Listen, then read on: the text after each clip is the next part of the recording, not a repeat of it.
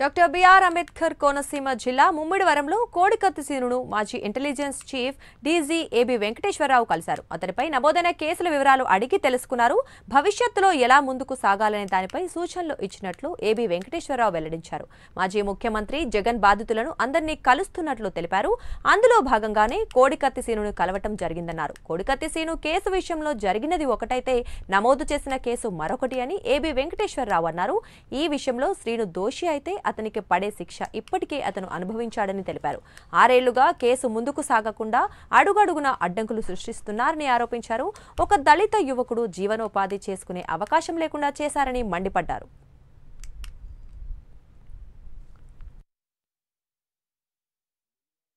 తానేలంక గ్రామానికి చెందిన జనపల్లి శ్రీనివాస్ పేరు ఈ పాటికి రాష్ట్రంలో అందరూ వినే ఉంటారు. కోడికత్తి శ్రీను అనే పేరుతో అందరికీ పరిచయం అయ్యాడు. ఆ జరిగిన సంఘటన స్వభావం ఒకటైతే పెట్టిన కేసు మరొకటి. ఆ కేసుని ఛార్జ్షీట్ వేసి ఇప్పటికి 6 సంవత్సరాలు అయింది. 6 సంవత్సరాల తర్వాత కూడా ఇంతవరకు విచారణ పూర్తి కాలేదు. విచారణ మొదలైన కొద్ది రోజులకే పిటిషన్ల మీద పిటిషన్లు వేసి ఆ విచారణని ఆఫ్ చేయించేశారు. హైకోర్టు నుంచి స్టే తీసుకొచ్చి విచారణ ముందుకు సాగకుండా అడ్డం పడ్డారు.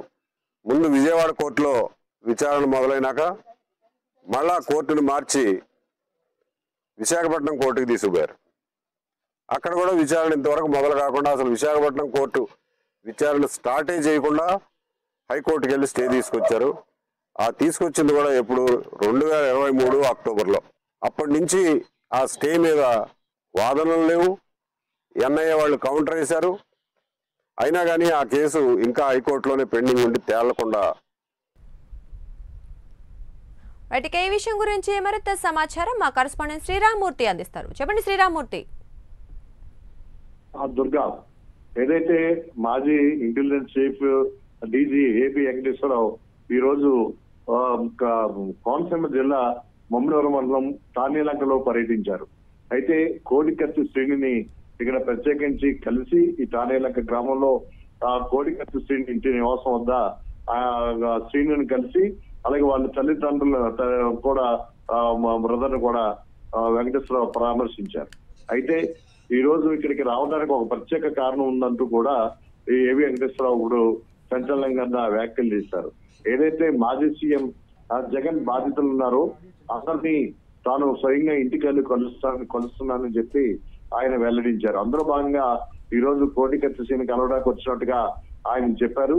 అయితే శ్రేణు కేసు విషయంలో జరిగింది ఒకటైతే అతనిపై నమోదు చేసిన కేసు మరొకటంటూ కూడా సంచలన వ్యాఖ్యలు చేశారు. ఈ కేసులో నిజంగా శ్రీను కనుక దోషి ఉంటే అతనికి ఇప్పటికే శిక్ష అనుభవించి ఉన్నాడు. ఆ పడే శిక్ష ఇప్పటికీ కూడా అతను శిక్ష అనుభవించినట్టే అని చెప్పాడు. అయితే సుమారు 6 సంవత్సరాల నుండి కేసు ముందుకు సాగకుండా అడుగడుగున ఆ అడ్డంకులు సృష్టించి వచ్చారు. ప్రస్తుతం అయితే ఒక దళిత యువకుడికి తన జీవనోపాధి కూడా చేసుకునే లేకుండా అవకాశం లేకుండా ఆర్థికంగా ఇబ్బందులకు గురి అయ్యేలాగా ఇబ్బందులు కలిగిస్తున్నారని కూడా ఏబీ వెంకటేశ్వరరావు వ్యాఖ్యానించారు.